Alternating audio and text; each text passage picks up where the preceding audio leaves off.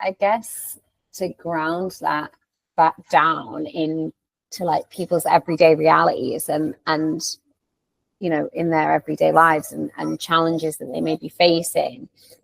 I guess whether you want to, go into the depths of consciousness and how the world is created, or whether you want to lean in with curiosity rather than certainty, I think that will take you so much further in life, like just in terms of that frame. Because if you can look at it as in like you're collecting more data, it's to disprove or prove what you already believe. Because essentially what we do is we have a thought and we look for evidence to support that thought or whatever movie is playing in our mind, essentially. So what we're doing subconsciously is looking for data or experiences to validate what we already believe. So I think, and I mean, I'm guilty of this too, right? It's about litmus testing that. Like, I know what I believe, but actually, am I just looking now for the evidence that supports what I already believe? Or am I collecting more data to prove or disprove? And I think this is the thing that we all do. It's like we want to prove what we already believe to be true. And so we might surround ourselves with people that believe the same things, or we might talk to people, surround ourselves with people that believe the same things, or act the same way as we do.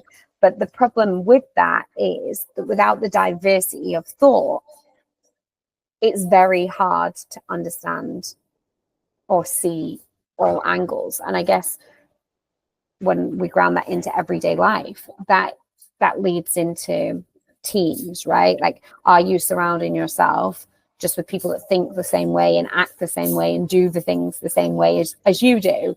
Are you, your friendships, is everybody the same as you, or like thinks on the same wavelength? And while having commonalities is great, actually you're going to grow more when there's that kind of healthy discussion and somewhat friction, right? Because you are getting a difference in opinion and a different viewpoint, and that's actually when we learn more.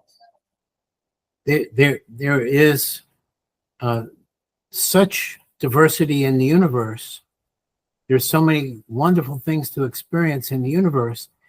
If we proceed on this basis of confirmation bias, and we only watch the news channel that tells you what you already believe over and over and over again, we become these programmed robots that are unable to grow or consider new ideas, and are missing out on at least half of what life has to offer.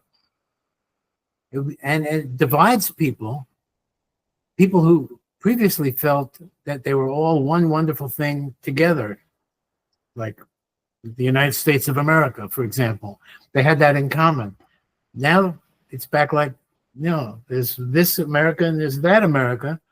So now we've shrunken the family into half the family.